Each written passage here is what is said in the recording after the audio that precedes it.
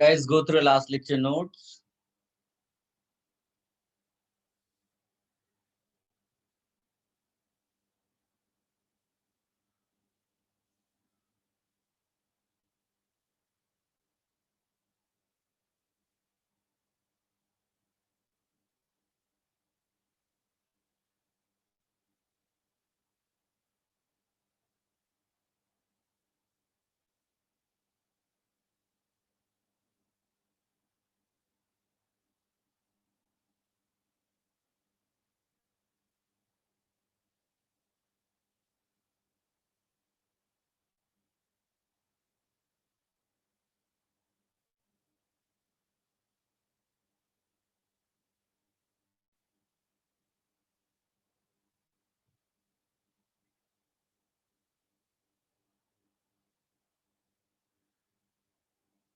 Any doubts? Last lecture notes.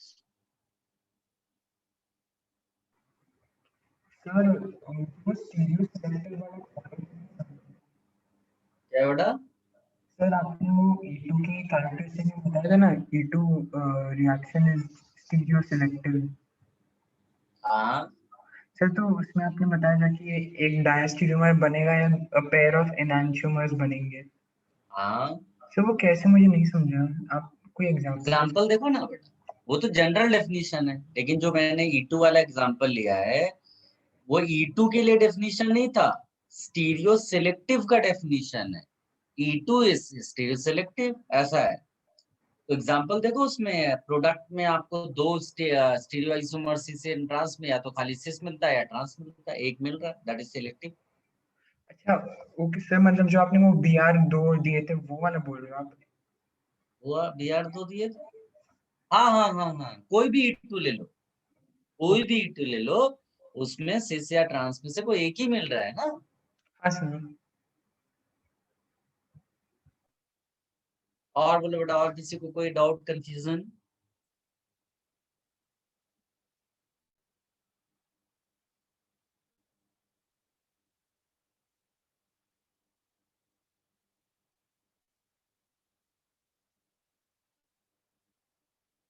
No doubt, आगे बढ़े बेटा, नेक्स्ट थियरी पार्ट में जाएं। Yes sir. ओके, चलिए अभी हेडिंग एक डालिएगा आप,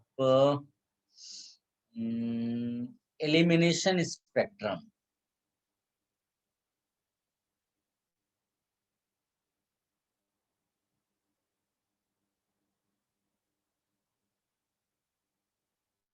एलिमिनेशन स्पेक्ट्रम,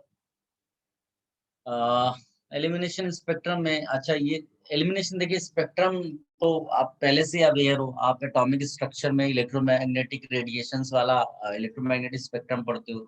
स्पेक्ट्रम बड़ा सिंपल वर्ड्स में अगर बात करें तो रंगोली को भी स्पेक्ट्रम ही बोलते हैं। स्पेक्ट्रम क्या है, मतलब रीअरेंजमेंट है, जिसका स्पेक्ट्रम उसका रीअरेंजमेंट। अगर तुमने बोला इलेक्ट्रोमैग्नेटिक स्पेक्ट्रम, तो उसका मतलब होता है रीअरेंजमेंट ऑफ इलेक्ट्रोमैग्नेटिक रेडिएशंस। अब एटॉमिक स्ट्रक्चर में प्रॉपर डेफिनेशन आपने पढ़ा हुआ है कि it is electromagnetic spectrum is arrangement of electromagnetic radiations in the increasing order of their wavelengths और decreasing order of their frequencies. यहाँ पर एलिमिनेशन स्पेक्ट्रम है, ठीक है। तो एक लाइन बनाते हैं और देखते हैं कि क्या क्या पॉसिबिलिटीज है जो अरेंजमेंट है उसमें। हमने एक मैकेनिज्म पढ़ा E1, इसका मीनिंग क्या है? इसका मीनिंग है कि अगर हमने दो ग्रुप्स एलिमिनेट किए, तो वो दो ग्रुप्स में पहले कौन सा निकलता है और बाद में कौन सा निकलता है। तो हम इसमें लिखते हैं, अगर डिहाइड्रोजनेशन एग्जांपल लेंगे तो हम लिखेंगे फर्स्ट हैलोजन, जिसको आप चाहिए तो यहाँ न्यूक्लियोफ्यूगल भी लिख सकते हो। First halogen is eliminated, then hydrogen,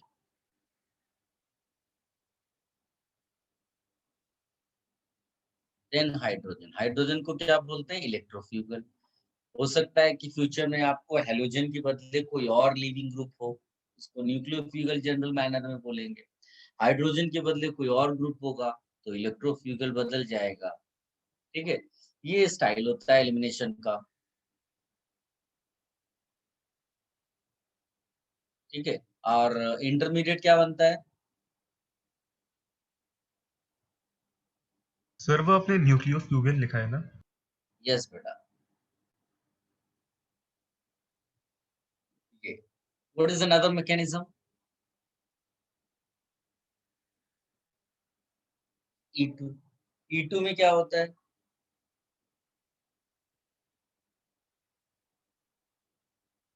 simultaneous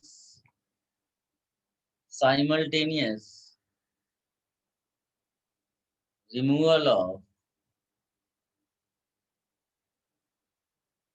halogen and hydrogen। Simultaneous removal of halogen and hydrogen. ठीक है, और इसमें इंटरमीडिएट क्या बनता है बेटा? No Anyone? intermediate.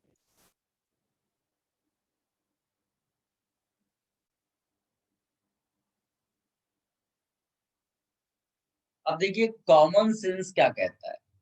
अगर इवन एक ऐसी मैकेनिज्म है जिसमें पहले हेलोजन निकलता है और फिर हाइड्रोजन, और E2 ऐसी मैकेनिज्म है जिसमें साइमल्टेनियसली हेलोजन हाइड्रोजन निकलता है, तो कॉमन सेंस क्या कहता है कि क्या कुछ और पॉसिबिलिटी बनती है? एनीवन? रिवर्स में इवन का। रिवर्स बोलने के बदले आप ऐसा बोलिए, रिमूवल ऑफ हाइड्रोजन, जिसको आप बोल रहे हो electrofugal first, then removal of halogen, जिसको आप बोल रहे हो न्यूक्लियोफ्यूगल। ये प्रोसीजर हुआ। अगर ऐसा हो गया यानी H+ आपका पहले निकल रहा है, तो बताइए इंटरमीडिएट क्या होगा इसमें? Carbon ion. Carbon ion. Very good, carbon ion is intermediate. अब इनके अलावा तो कुछ पॉसिबिलिटी बनती नहीं है एलिमिनेशन में, तो इसको हम नया नाम देते हैं E1CB। CB means carbon ion और कॉन्जुगेट बेस, कुछ भी आप इसको बोल सकते हो, कार्बन आयन आप बोल सकते हैं E1CB। बट हमको अपने सिलेबस के पॉइंट ऑफ व्यू से अगर पढ़ना हो तो दीज टू आर इम्पोर्टेंट, और जिसमें से ये सबसे इम्पोर्टेंट है। ये रेयर है, तो even though we are going to study today, but इसको ज्यादा आप उसमें मत रख लेना कि आप इमोशनल होकर के हर जगह E1CB सोचने लगे। तो ये रेयर सिचुएशन है। अगर आपके थाउजेंड्स क्वेश्चंस आएंगे, उसमें से एक आध कोई क्वेश्चन E1CB पर होगा, तो इसको लेकर के बहुत इमोशनल नहीं होना है। ज्यादा क्वेश्चंस E1 E2 पर बनते हैं और सबसे ज्यादा E2 पर, तो पहले इतना लिख लो, then will talk about E1CB।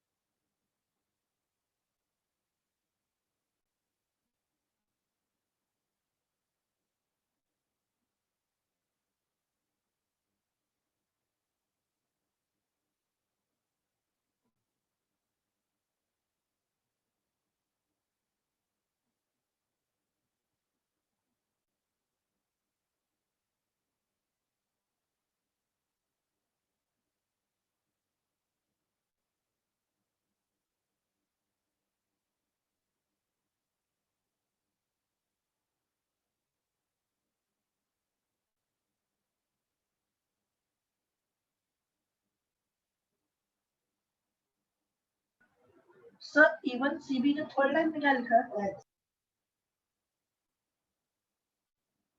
E1CB में third line, of halogen bracket nucleofugal. No sir, एक लाइन उसके ऊपर। कोई इसकी हेल्प करेगा?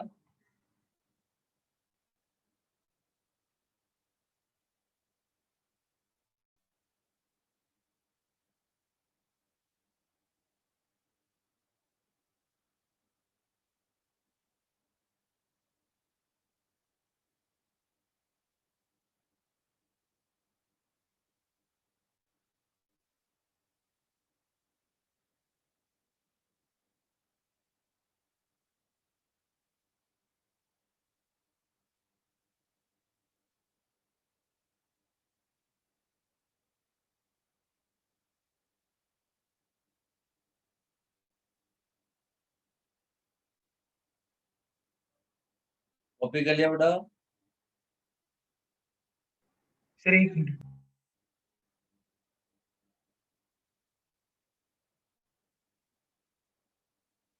सर आपने सीबी का फुल फॉर्म क्या बोला था? कार्बन आयन या कॉन्जुगेट बेस।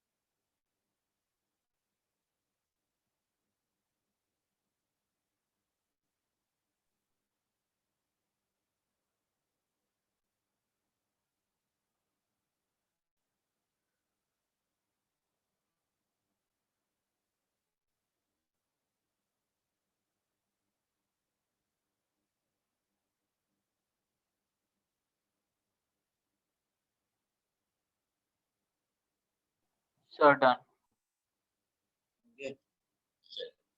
हेडिंग डालिएगा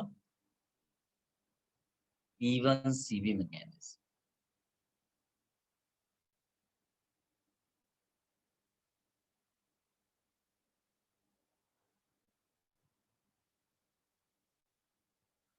इसमें छोटा सा नोट लीजिएगा।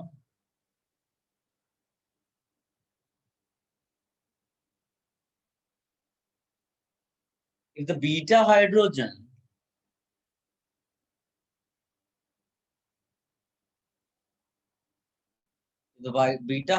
is little more acidic,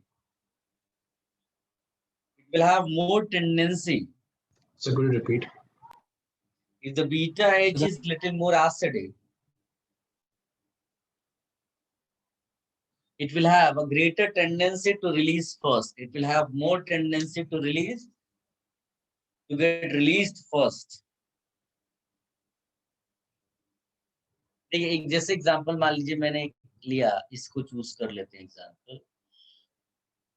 ये अगर आप देखोगे तो ये जो बीटा एच है, this hydrogen is little more acidic as compare to कोई दूसरा। अगर सिंपल आप एग्जांपल ये वाला मान लीजिए लेते हो, इसमें ये जो बीटा हाइड्रोजन इसका बेसिक इसका एसिडिक स्ट्रेंथ जो है कहीं पर कुछ इंक्रीज करने का कोई ग्रुप नहीं लगा हुआ है। यहाँ पर this group is electron withdrawing group, जो अगर H प्लस के फॉर्म में निकलेगा तो minus charge will get stabilise.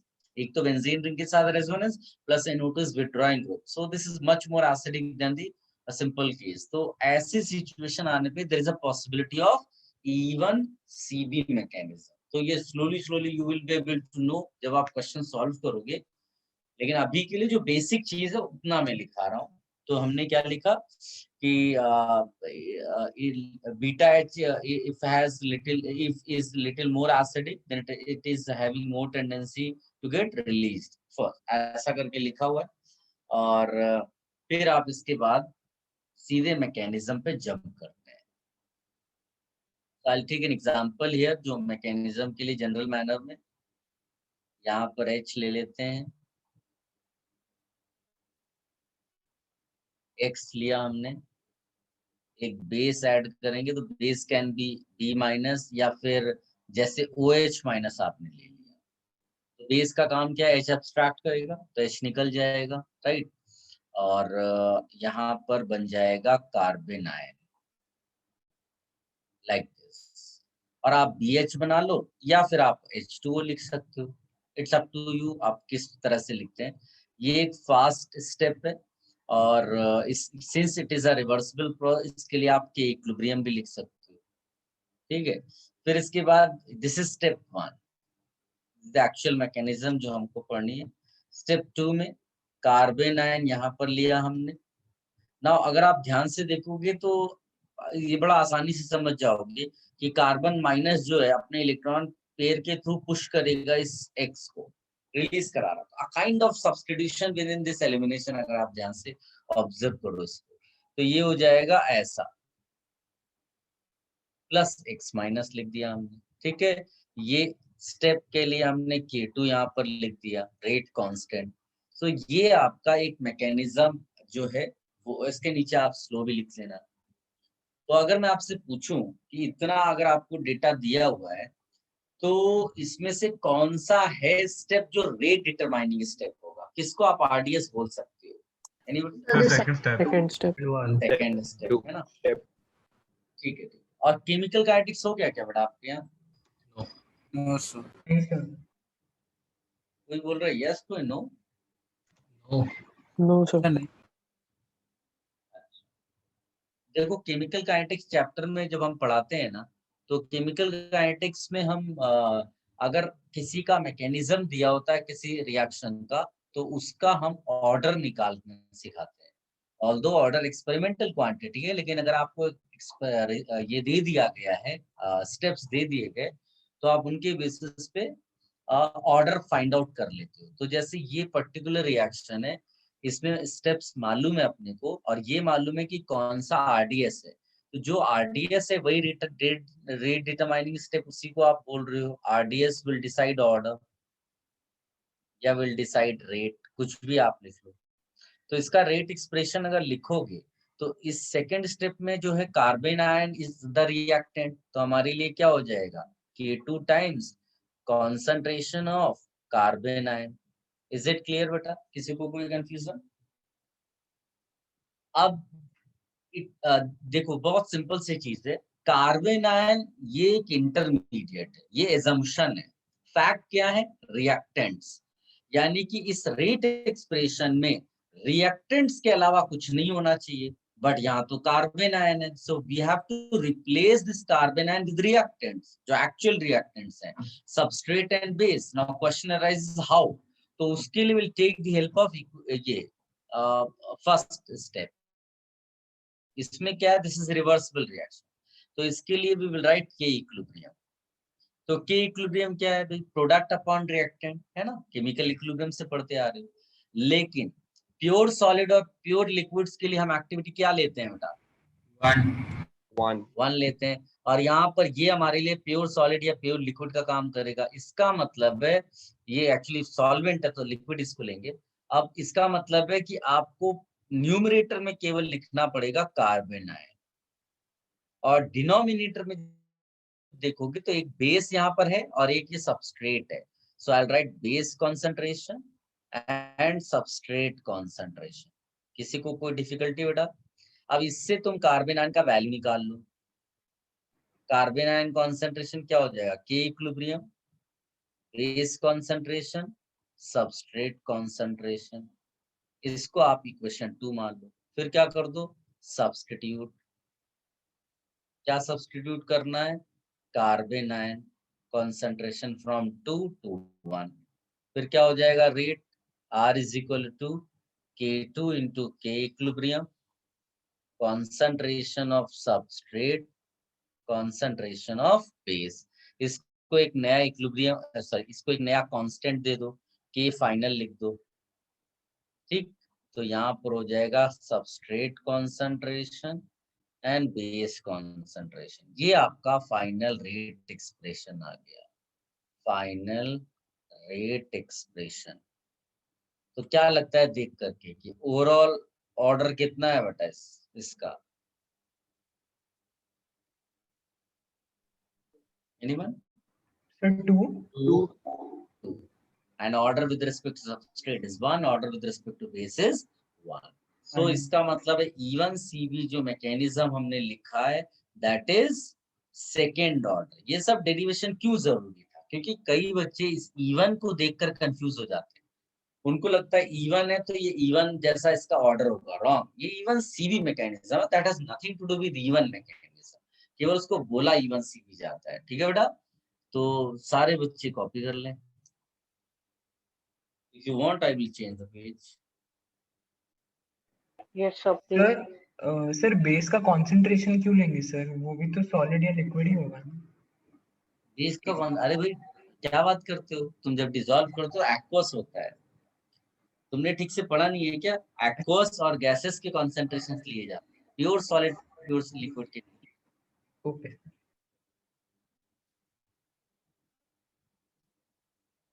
Copy हो जाए तो बताइए, I will turn the page.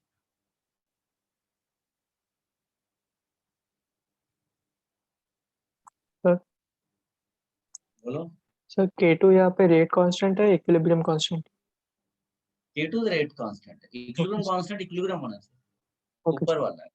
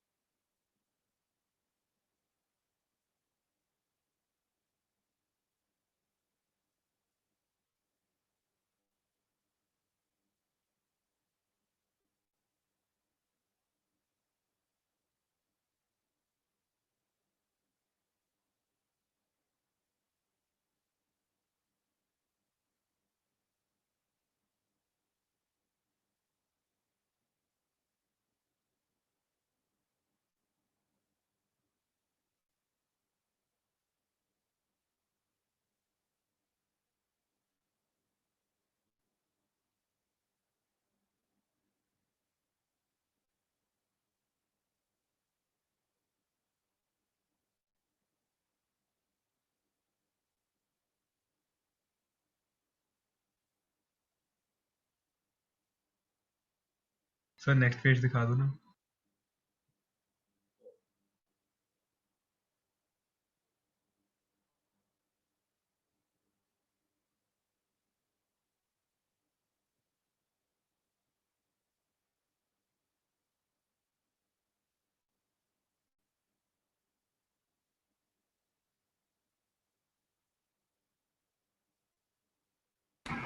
Sir आप फर्स्ट लाइन बता सकते हो क्या लिखा?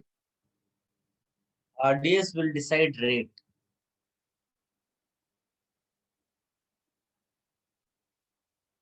RDS मतलब फ्लोवेज system.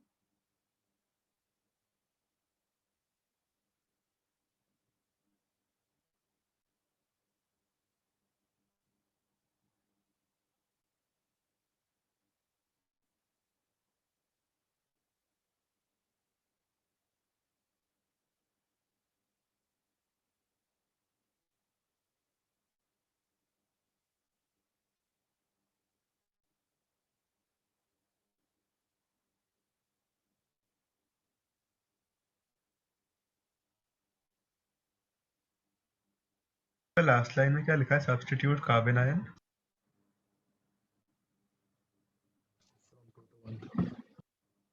Carbon ion from 1 to 2. Sorry, from 2 to 1.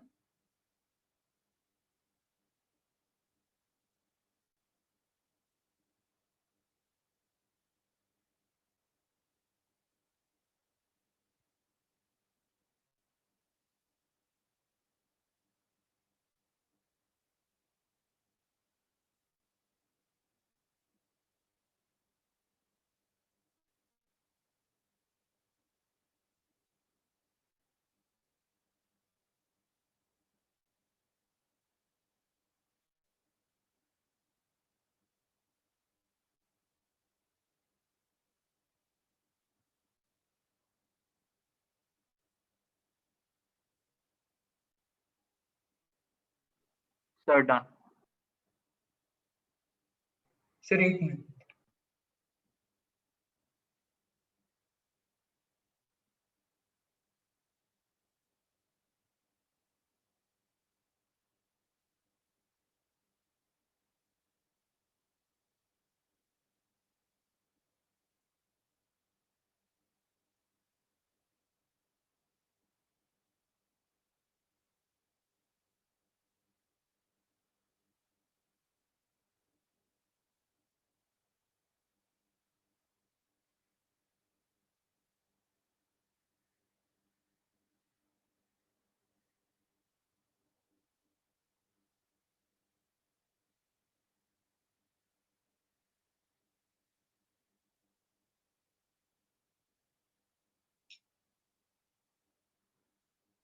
Then beta.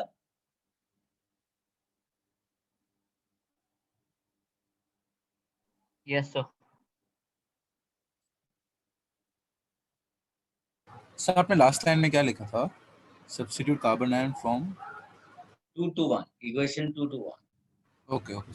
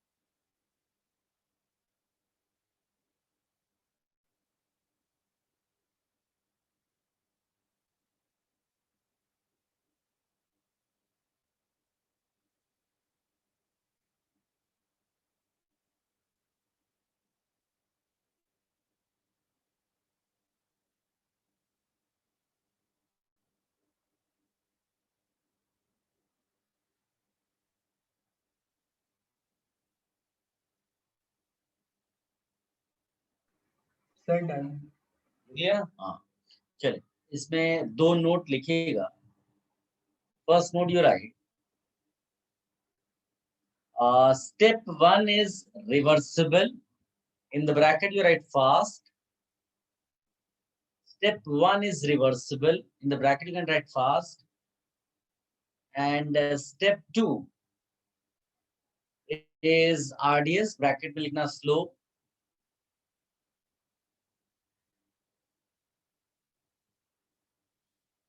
Sir आप फर्स्ट पॉइंट वापस बता सकते हैं? Step 1 is reversible. In the bracket you write fast. And step 2 is RDS. In the bracket you write slow. Comma लगा सकते हैं, full stop.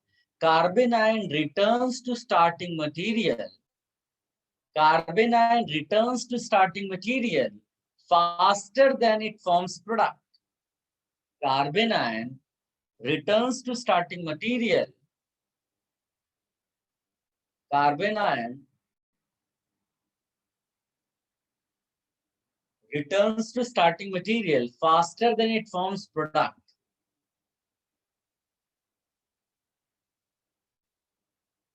In this mechanism,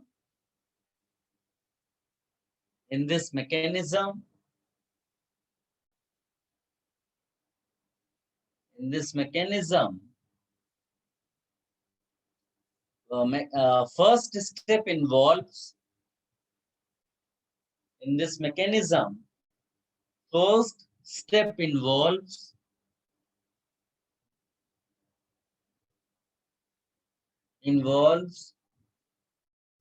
a reversible exchange of protons. A reversible exchange of proton between substrate and base.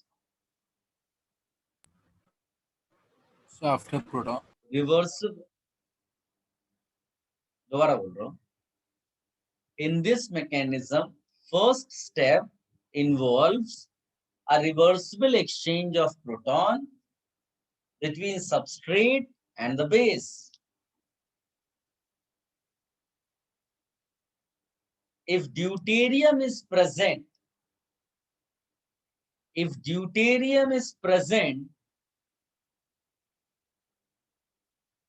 in the base or solvent, if deuterium is present in the base or solvent,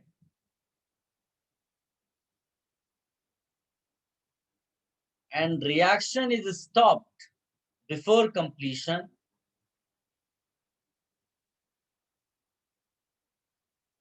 then unreacted material will contain या should contain deuterium, ऐसा करके लिख लो। Can you repeat after solvent? कहाँ पर कोई help कर दो बेटा इसकी। And the reaction is stopped before completion, then unreacted. So can you repeat after unreacted? Unreacted material should contain deuterium. Okay, thank you. सबने लिख लिया बेटा?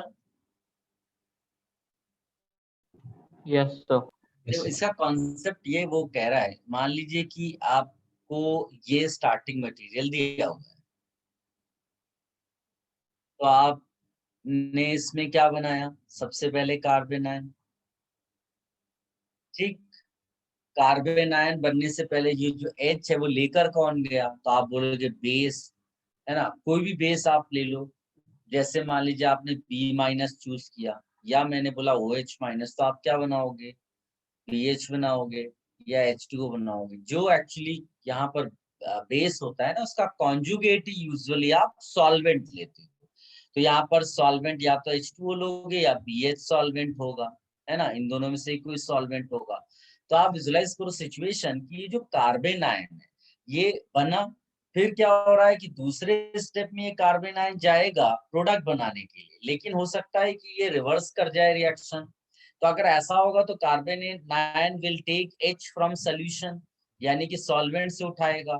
सॉल्वेंट, अगर सॉल्वेंट में ड्यूटेरियम है यानी H2 के बदले तुमने D2O ले लिया फॉर एग्जांपल, या BD करके सॉल्वेंट ले लिया, तो इस तरह का अगर सॉल्वेंट लिया तो carbanion will pick D from D2O, क्योंकि ये तो एक ही मॉलिक्यूल बन रहा है जो अभी भी बन रहा है, बट सॉल्वेंट तो बहुत सारा प्रेजेंट है। तो अब ये वापस इधर आ जाएगा, और जब ये वापस आएगा तो इसके पास CH नहीं, क्या रहेगा? इस तरह। तो इसको बोलते हैं कि unreacted material will contain deuterium. क्या सब बच्चों को मेरी बात समझ में आई बेटा? Yes sir.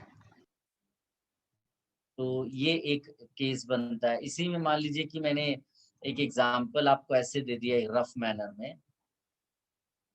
लेट अस से ये कंपाउंड है जिसका एलिमिनेशन होना है, और तुमने रिएजेंट इसमें डाला है C2H5Na और C2H5OD, और मान लीजिए कि प्रोडक्ट आपको दे दिया है ये जो मैं लिख रहा हूं, this is the given product. ये अगर ये ऐसा प्रोडक्ट दिया है तो इसका मतलब है कौन सी मैकेनिज्म यहाँ फॉलो हुई होगी? बताइए बेटा। 3 मैकेनिज्म्स है, E1 है, E2 है, E1CB है। चाहे E1 मैकेनिज्म होती या E2 मैकेनिज्म होती, एक H निकलता, एक Br निकलता और डबल बॉन्ड आ जाता। यहाँ D आने का मतलब क्या है? E1CB। ये प्रोडक्ट, हाँ देखिए सेकेंड्स में आंसर आना चाहिए। ये प्रोडक्ट देने का मतलब ही है मैकेनिज्म फॉलोड इज E1CB।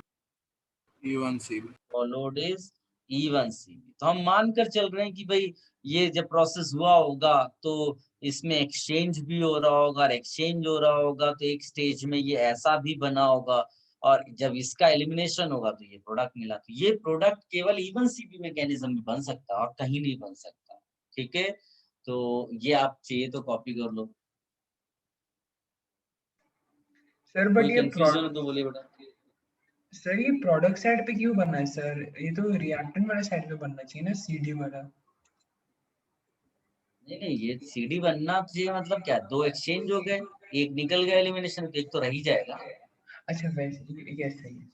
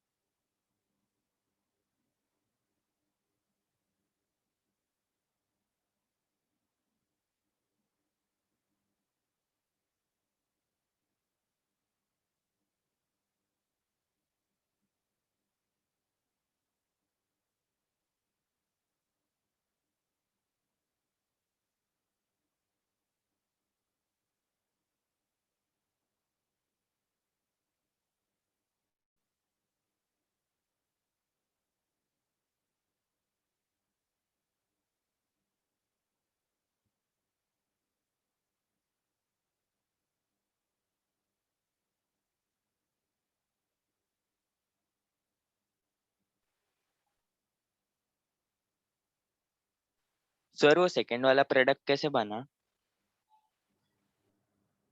कौन सा सेकंड वाला बेटा? सर जो ब्लैक में लिखा है आपने, एलिमिनेशन के बाद वाला। हाँ, तो एलिमिनेशन के बाद तो एलिमिनेशन का ही प्रोडक्ट बनेगा ना, डबल बॉन्ड। डिहाइड्रोजनेशन सर उसके होता है नीचे Br वाला। एरिकेशन। ये हाँ यस सर। ये तो ये दिखाया है कि जब ये बनने से पहले जब रिवर्सिबल प्रोसेस हुआ होगा पहले स्टेप का, तो एक्सचेंज हो गए होंगे ये दो H. Okay okay sir. That is when it is unreacted. Sir वो मतलब वाली 2 प्रोडक्ट सिचुएशन। मिलेंगे ना? दो प्रोडक्ट नहीं मिलेंगे, एलिमिनेशन दिया होगा तो ये दिया होगा। क्वेश्चन किस फॉर्म में पूछता है उसके हिसाब से। अनरिएक्टेड की बात करेगा तो अनरिएक्टेड वाली चीज पूछेगा, प्रोडक्ट बोलेगा तो भी सामने लिखा होगा। Okay sir.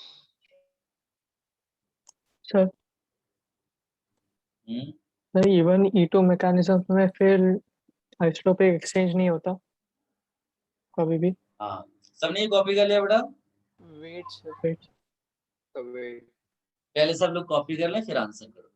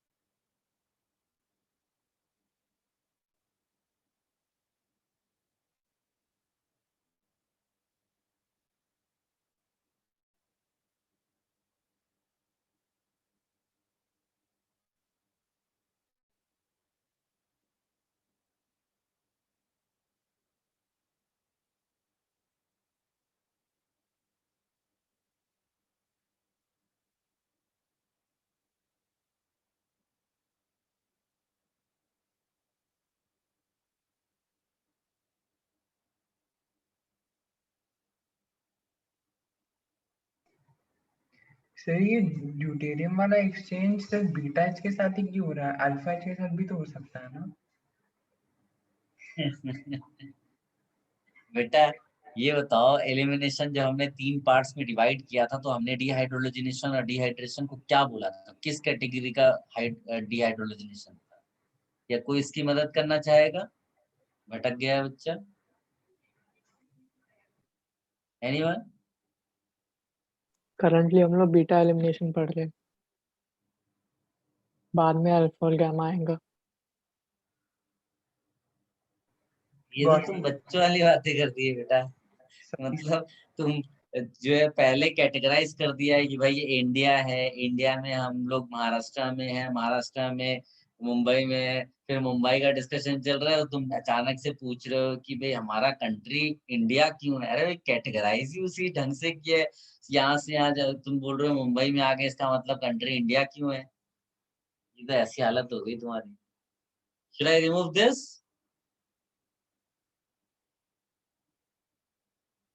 सो एक मिनट। कितना कॉपी कर रहा है रे? एक ही बार करना है, बार बार बोलता हूँ। Yes sir.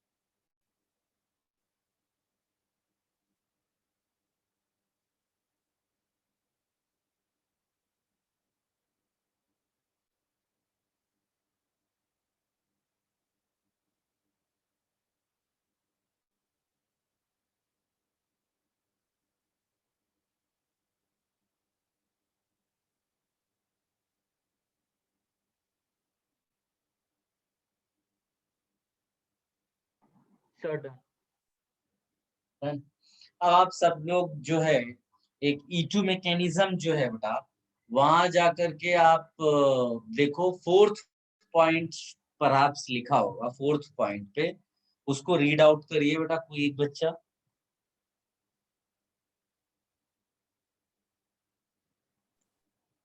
No hydrogen exchange.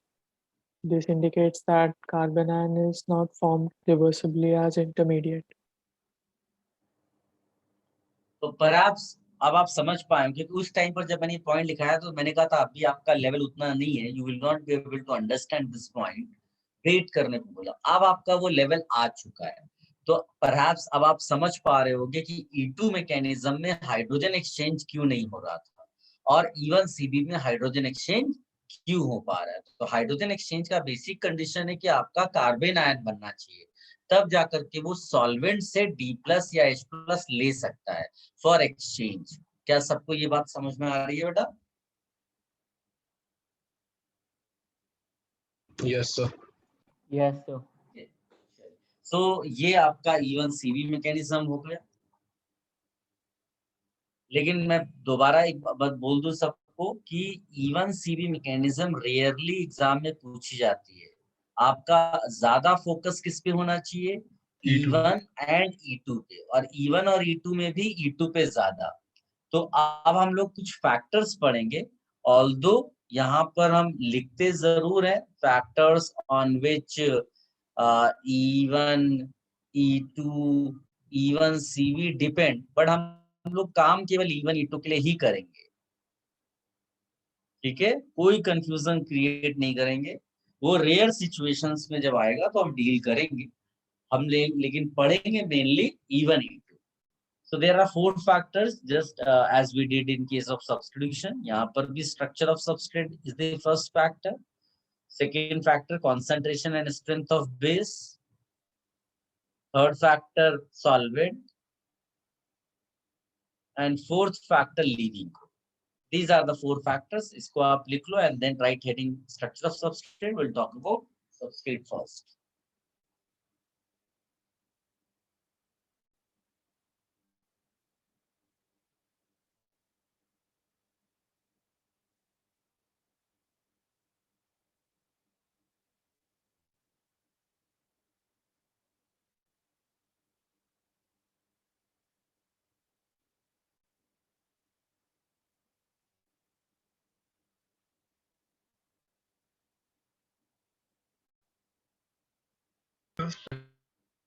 So structure of substrate, right? Yes, beta.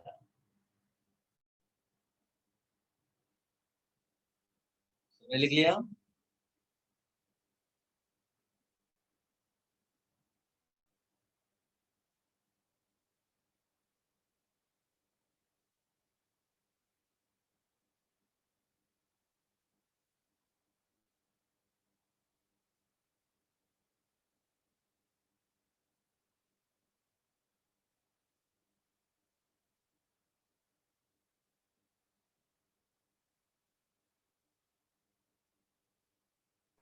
Yes, sir. Yeah. चलिए, अब स्ट्रक्चर ऑफ सबस्ट्रेट का मतलब क्या? अभी प्राइमरी, सेकेंडरी, टर्शियरी ये सब तो सबस्ट्रेट होता है ना। तो हम लोग जनरल मैनर में डील कर रहे हैं, तो हम प्राइमरी, सेकेंडरी, टर्शियरी तीनों को लिखेंगे। So I am writing here CH3 CH2 Cl as my first substrate, CH3 CH CH3 Cl as my second substrate, और ये हमारा हो गया थर्ड सबस्ट्रेट। ठीक है, अब तो इसमें मान लीजिए मुझे E1 की बात करनी है ना, तो E1 में कौन रेट डिसाइड करेगा? Carbocation stability decides rate. इसमें किसी को कोई प्रॉब्लम नहीं होनी चाहिए। तो मैं इसका कार्बोकैटायन बनाऊंगा, मैं इसका कार्बोकैटायन बनाऊंगा, और मैं इसका कार्बोकैटायन बनाऊंगा। किसी को कोई डिफिकल्टी नहीं होनी चाहिए इस कार्बोकैटायन तीनों में। Which one is most stable carbocation among these 3, primary, secondary, tertiary? Tertiary. है ना, ये सबको रटा हुआ है, मोस्ट स्टेबल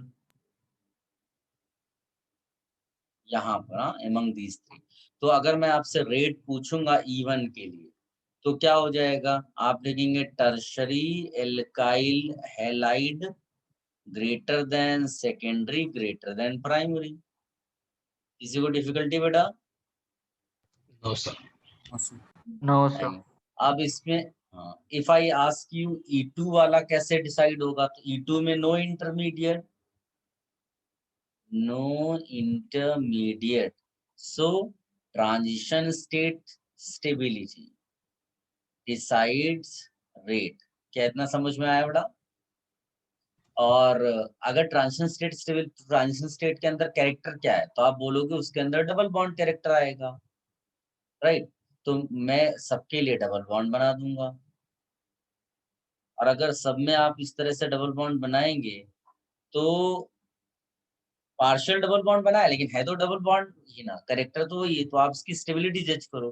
तो देखो कौन सबसे ज्यादा स्टेबल होगा बेटा इसमें, tertiary. टर्शरी वाला मतलब तीसरा वाला है ना, इसमें 0 है, तो यहाँ पर इसकी स्टेबिलिटी ज्यादा है, तो इसका मतलब इसका जो एल्काइल हैलाइड था वो मोस्ट रिएक्टिव था। तो अगर मैं यहाँ पर भी रेट लिखूं ऑर्डर बेसिकली E2 के लिए, तो भी अपने पास क्या आता है, tertiary greater than secondary greater than primary. तो इसका कंक्लूजन क्या है भाई, SN1 SN2 में तो बहुत आसानी से पता चल गया था, लेकिन यहाँ पर प्रॉब्लम क्या हो गया कि स्ट्रक्चर ऑफ सबस्ट्रेट जो है वो फेल हो जा रहा है ये डिसाइड करने में कि E1 जाना चाहिए कि E2 जाना चाहिए। तो पहले आप इतना कॉपी कर लो, फिर हम वो नोट लिखेंगे कि भाई E1 and E2 reaction substrate से डिसाइड नहीं किया जा सकता। Next factor is more important in elimination, that is phase. First you copy this.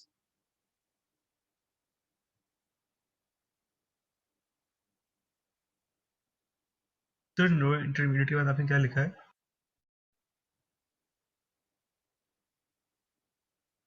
क्या बेटा? E2 रिएक्शन में नो इंटरमीडिएट के बाद आपने क्या लिखा है?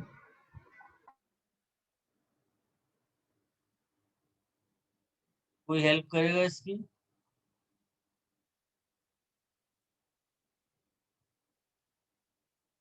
मुझे ही क्यों भेज रहा है? ये प्राइवेटली आता है मैसेज बेटा, सबको नहीं दिखाई देगा, उसको बोल कर बताना पड़ेगा।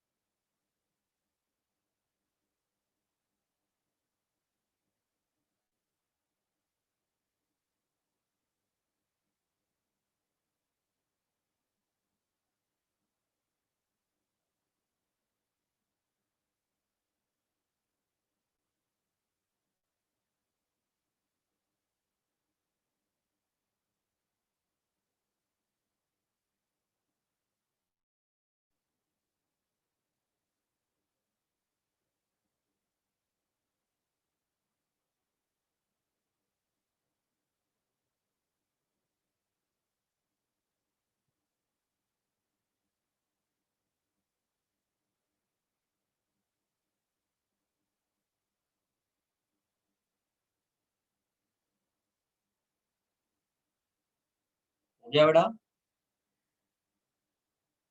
Sir 1 minute. डन? जी सर। चलिए इस पे नोट बोलूं बेटा, सबने लिख लिया? Yes sir. लिखिएगा। From the above discussion we can say, from the above discussion we can say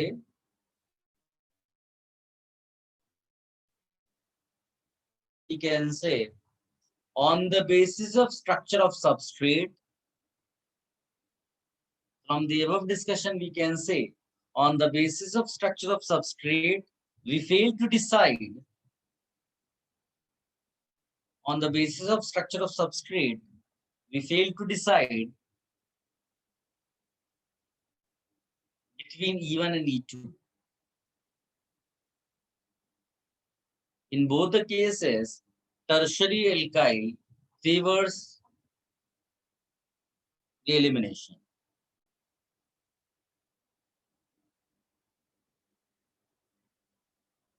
सबने लिख लिया बेटा? Sir, can you repeat the last point? I said in both the case, both reactions are favored by tertiary alkyl. ऐसा.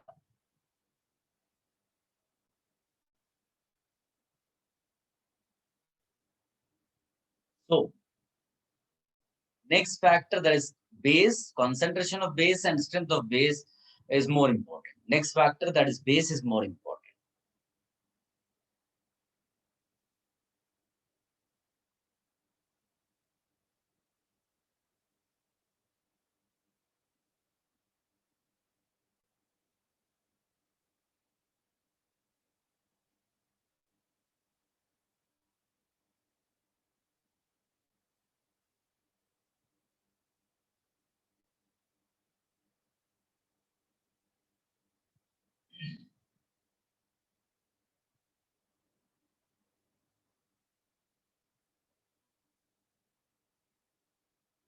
Concentration and strength of base. अब बहुत simple है भाई, E1 के लिए रेट एक्सप्रेशन क्या था? K times concentration of substrate. It is independent of concentration of sorry. E2 के लिए क्या था? R is equal to K times concentration of base and concentration of substrate and concentration of base. तो इस वाले में हम सीधे सीधे बोल सकते हैं कि concentration अगर base का increase करेगा तो वो किसको favor करेगा बेटा? ठीक है? और अगर strength आपने ले ली, strength of base, so basically strong जिसको बोल रहे strong base, तो strong base will not favor the formation of carbocation, right? So a strong base लिया तो भी it will favor E2 mechanism. ये आप चाहिए तो लिख लो. Any confusion you can ask now?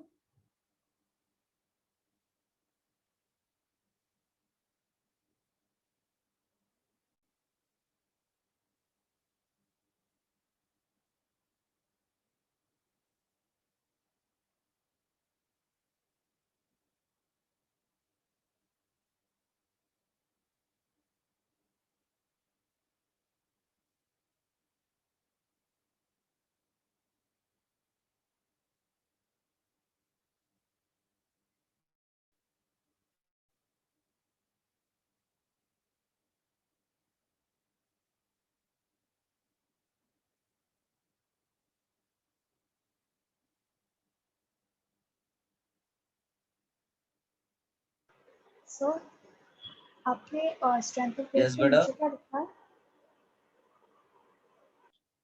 Strong strength of base in bracket strong. Strong base favors E2 mechanism. Okay. Should I give you the note? Are you ready? Everyone? 1 minute. So 1 minute.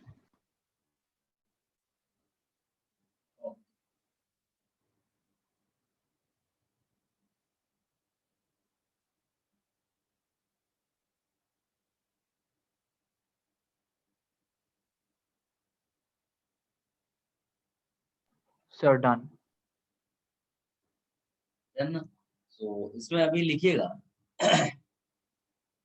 For E1 generally external base is not required. For E1 generally external base is not required. Solvent acts as a base. So could you repeat? Acts as a base.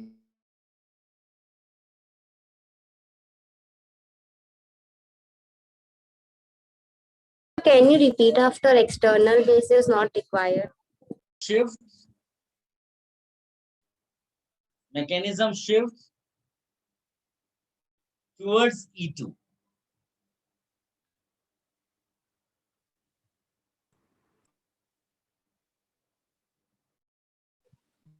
Clear है?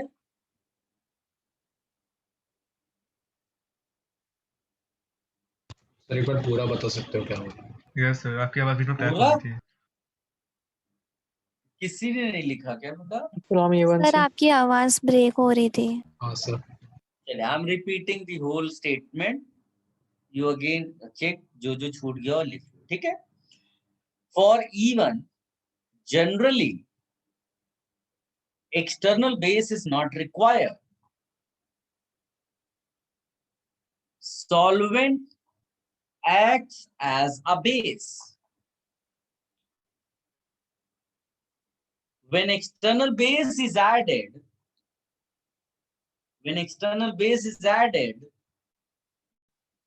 mechanism shifts towards E2. आप ऐसे सोचो, मैं आपको एक अगर एकदम छोटा सा एग्जांपल दूं, ये एक कंपाउंड है, ठीक। ये कंपाउंड जो है ये E1 मैकेनिज्म भी जा सकता है, E2 भी जा सकता है। अगर आपने C2H5OH ये लिया है और हीटिंग साइन बनाया है, तो ये प्रोडक्ट आपको ऐसा देगा, लेकिन इसका मैकेनिज्म होगा वाया E1।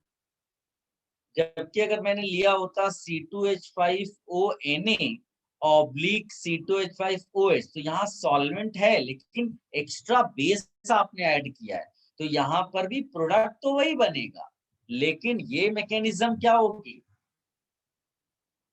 क्या आप मेरी बात समझ पा रहे हो? यस केवल दिखाने के लिए कि यहाँ solvent acts as a base, while here they have added external base for the reaction, so mechanism gets changed. चाहिए तो ये भी एग्जांपल कॉपी कर लो, मैंने ऐसे ही लिख दिया।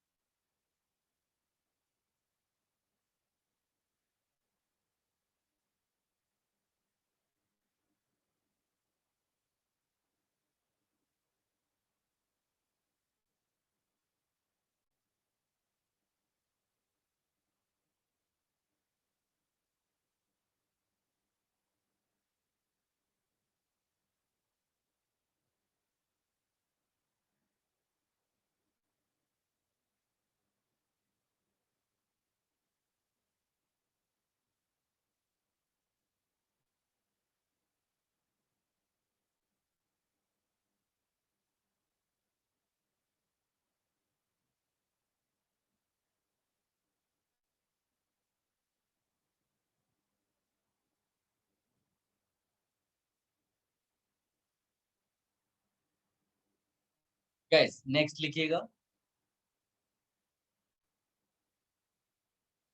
इसमें आप लिखिएगा सॉल्वेंट, छोटा सा है, कोई इसमें बड़ी बात नहीं है। इसमें लिख लीजिएगा कि a more polar solvent favours E1, a more polar solvent favours E1 because carbocation gets solvated. Carbocation when gets solvated, stability increases, so it will favor E1. Any confusion? एक बार रिपीट कर सकते हो? I said a more polar solvent favors E1. Clear? Yes sir. ये solvent हो गया। अब leaving group लिख लो। तो बस एक ही पॉइंट है सॉल्वेंट में। हाँ, मतलब उसमें पोलैरिटी ज्यादा है सॉल्वेंट में, तो कार्बोकेटायन को क्या करता है, वो सॉल्वेट कर देगा, तो कार्बोकेटायन स्टेबलाइज हो जाएगा।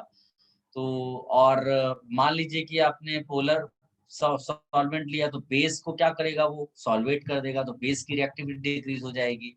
तो जैसे हमने SN1 SN2 में डील किया था, लगभग उसी तरह से सॉल्वेंट में यहाँ जाता है। ठीक है, यस सर। नेक्स्ट लिखेगा लीविंग ग्रुप। तो आप ये बताइए, अच्छा अगर लीविंग ग्रुप बेटर हो जाएगा तो कार्बोकेटायन बनने की टेंडेंसी ज्यादा होगी या साइमल्टेनियस रिमूवल होगा HNCl? कार्बोकेटायन। कार्बोकेटायन। तो बस लिख दीजिए, better leaving group shifts the mechanism towards E1। Although इसका बहुत ज्यादा फर्क नहीं होता है, तो आप चाहिए तो ये भी हाईलाइट भी कर सकते हो कि leaving group does not affect much E1 and E2। But अगर लिखना ही है तो हम लिखेंगे better leaving group shifts the mechanism towards E1, more tendency for formation of carbocation.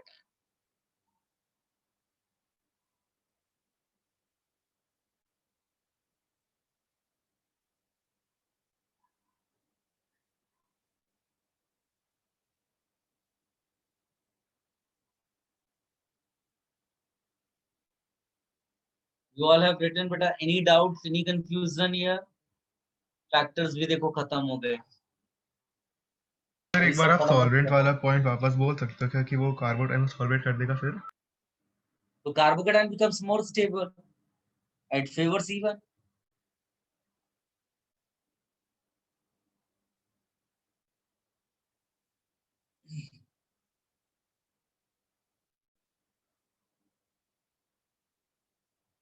Done? Guys, now I will give you 2-3 points जिसमें आपको directly questions आएंगे।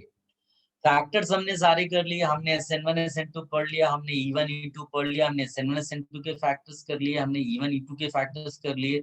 Next lecture जब होगा तो हम लोग ये सारे रिएक्शंस को एक साथ डील करेंगे, ठीक है, क्योंकि इन सब में कंपटीशन होता है कि कोई रिएक्शन दिया हुआ है तो आपको खुद प्रेडिक्ट करना पड़ेगा कि SN1 से जाएगा सब्स्टिट्यूशन होगा, या फिर ये SN2 से जाएगा सब्स्टिट्यूशन होगा, या E1 से जाएगा एलिमिनेशन होगा, या E2 से जाएगा एलिमिनेशन होगा।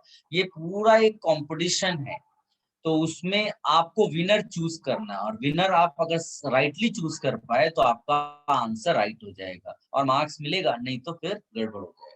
तो इसीलिए इसके जब क्वेश्चंस आएंगे तो वो एक्चुअली में लगते डिफिकल्ट है अगर आपने पढ़ाई लिखाई नहीं की है तो उससे पहले I will give you few points जो एलिमिनेशन से रिलेटेड है और ये डायरेक्ट आपको मार्क्स देंगे। ठीक, लिखिएगा पहला पॉइंट, फर्स्ट नोट बोला जाए बेटा।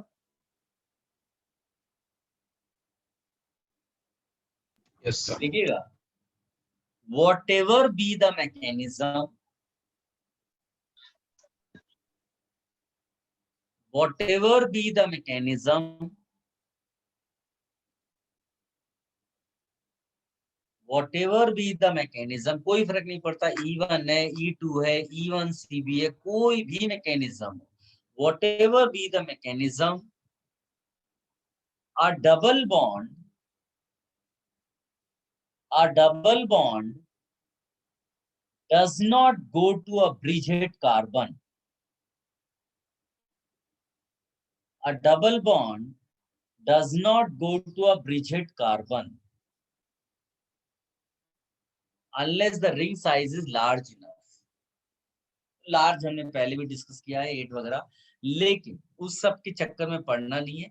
ज्यादातर तो ब्रिजेड वाले छोटे छोटे कंपाउंड्स होते हैं, जैसे मान लीजिए ये दे दिया उसने आपको इस तरह का, इसका बेस के साथ रिएक्शन कराया, तो सबसे पहले तो आप बीटा एच चेक करते हो, है ना, डिहाइड्रोजनेशन के लिए what H do we check, beta. तो यहाँ 2 जगह बीटा है, सो आइडियली हमको 2 प्रोडक्ट्स मिल जाते हैं, यहाँ पर एक बार और यहाँ पर एक बार कौन सा प्रोडक्ट हम यहाँ क्रॉस कर देंगे बेटा, नहीं बनेगा। दूसरा वाला। पहला वाला। पहला वाला नहीं बनेगा, क्यों नहीं बनेगा? ब्रेड सूट, ठीक है। डबल बॉन्ड पॉसिबल नहीं है ब्रिजिड कार्बन पे, और वो आपने एज अ नोट लिखा है कि कोई फर्क नहीं पड़ता है मैकेनिज्म कौन है, आपको डबल बॉन्ड ब्रिजिड पे नहीं लगाना, ठीक है बेटा। Yes sir. ये हो गया। अभी मान लीजिए मैंने, ये सही है, इसको पहले कॉपी कर लो।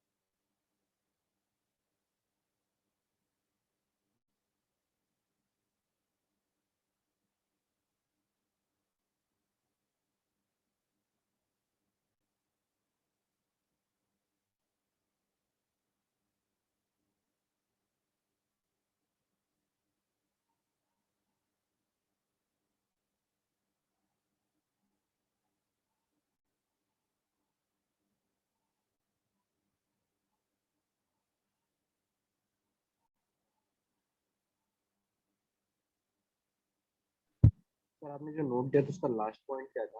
Unless the ring size. Ring size large enough, सबने कॉपी कर लिया बेटा इसको। यस।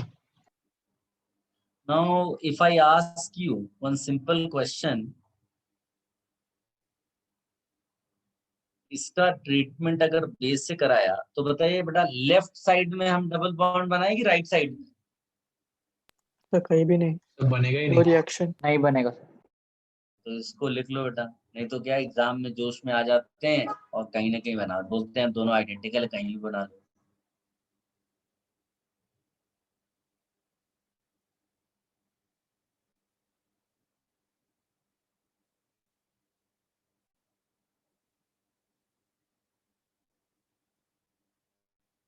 ठीक है, इस तरह के कई सारे क्वेश्चंस तुम लिख सकते हो ऐसे ही दिखाने के लिए, लोगों को परेशान करने के लिए। किसी बच्चे को परेशान करना है तुम्हें जो बड़ा उड़ रहा हो, तो उससे पूछ लो भाई यहाँ पर C2H5ONA है, C2H5, बड़ा अच्छा सा क्वेश्चन फ्रेम करके उसके सामने ले जाओ, बोलो इधर बनेगा डबल बॉन्ड, इधर बनेगा। तो बहुत सारे बच्चे सेट्स ऑफ रूल वगैरह वगैरह सोच करके बोलते हैं अच्छा इधर बना लो क्योंकि इधर ज्यादा स्टेबल है, जबकि यहाँ पर भी क्या होने वाला है, नो रिएक्शन।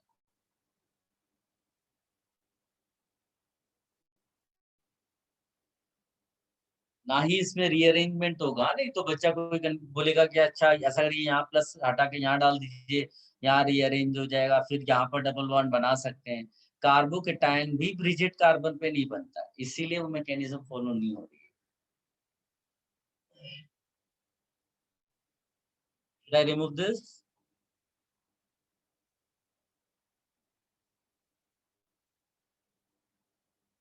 फिर आप लिख लीजिएगा नेक्स्ट पॉइंट, इसमें नेक्स्ट नोट,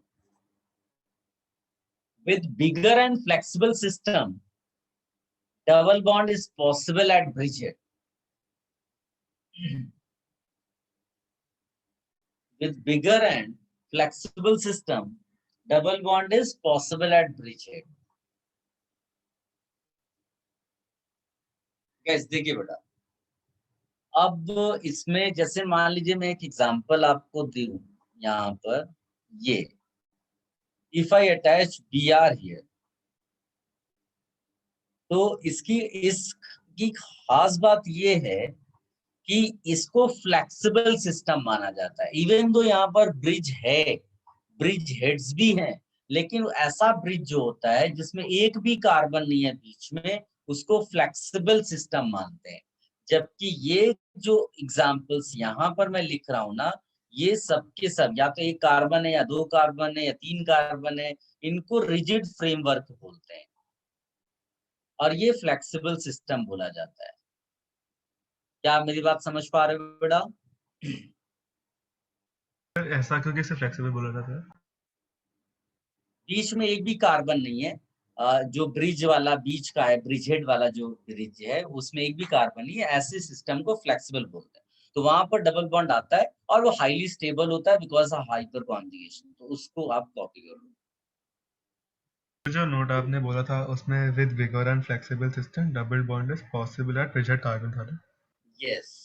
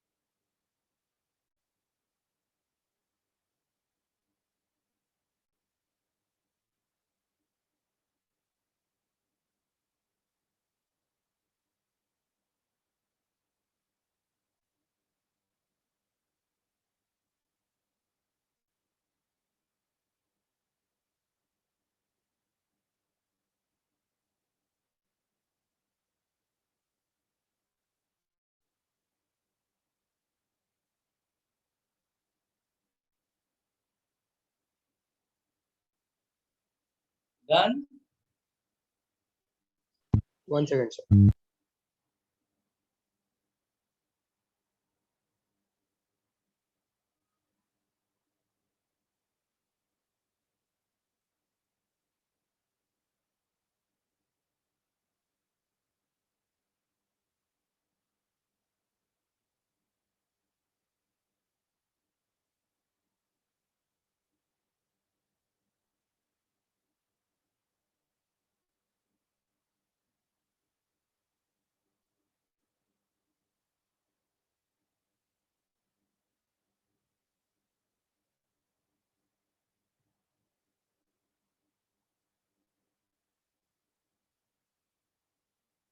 Done, sir.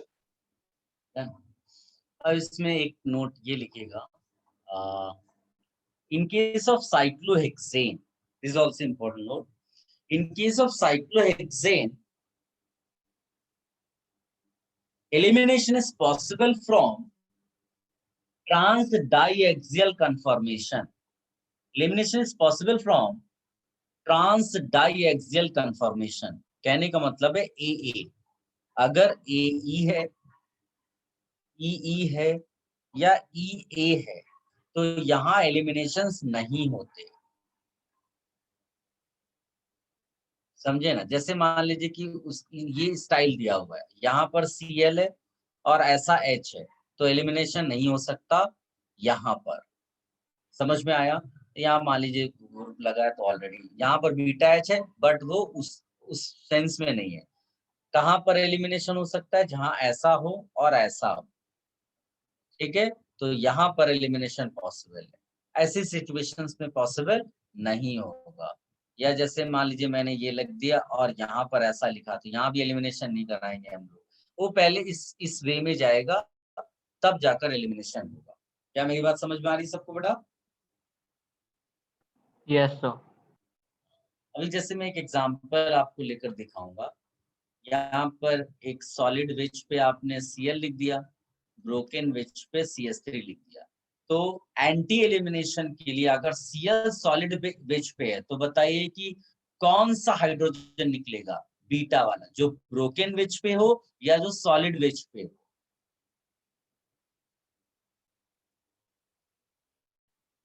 अगर एंटी एलिमिनेशन कराना है और Cl सॉलिड वेज पे है तो बीटा H किस वेज पे होना चाहिए एंटी एलिमिनेशन कराने के लिए? Solid. वाले पे क्या बोल रहे हो? कॉमन सेंस भी तो यूज करो यार। चीख चीख कर कह रहा हूँ एंटी एलिमिनेशन कराना, एंटी, फिर भी नहीं समझ पा रहे हो तुम लोग। मुझे ही खुल के बता देना पड़ेगा, उसका क्या फायदा है फिर?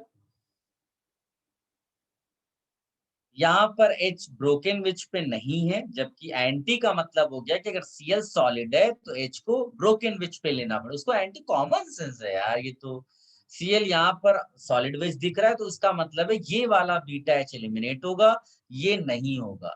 सो अगर किसी ने ये आंसर लिख दिया, इवन तो ये मोर स्टेबल है, बट ये बनेगा ही नहीं। कौन सा प्रोडक्ट बनेगा? ये वाला प्रोडक्ट बनेगा, बिकॉज यही फीजिबल प्रोडक्ट है। This is anti elimination. Is it clear to everybody? Yes, sir.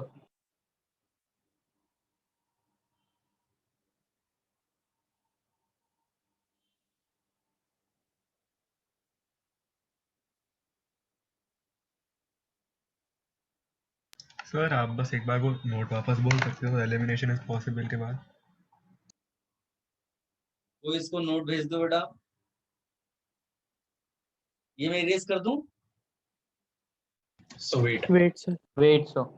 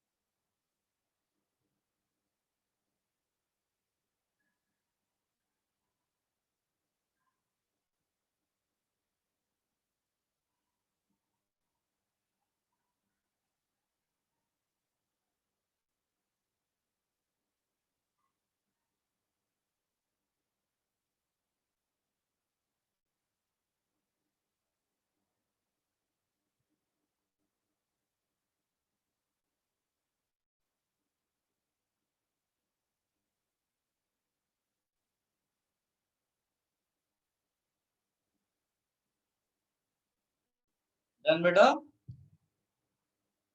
सो एक मिनट कितना टाइम लेगा रे? सर, बस एक मिनट और।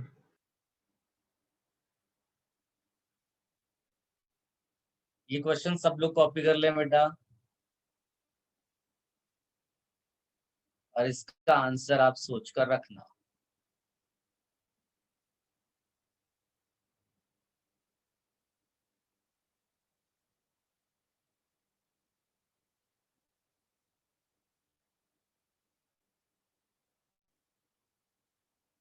यहाँ पर एक बार Cl सॉलिड वेज पे, बाकी ब्रोकन वेज पे, बाकी सब सेम है। आप प्रोडक्ट प्रेडिक्ट करिए, ऊपर वाले में क्या क्या होगा और नीचे वाले में क्या क्या होगा। ठीक है, ये भी आप कॉपी कर लो।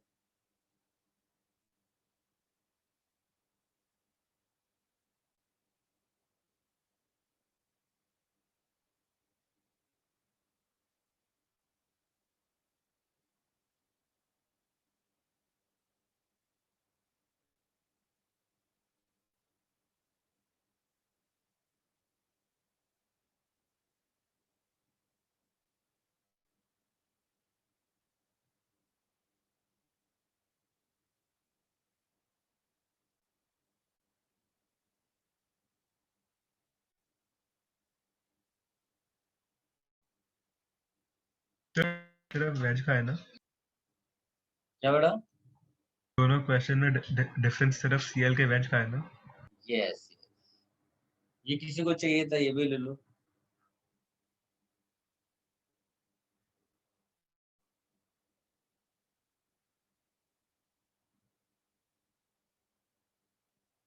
सर वो क्वेश्चन लिखा ना प्लीज।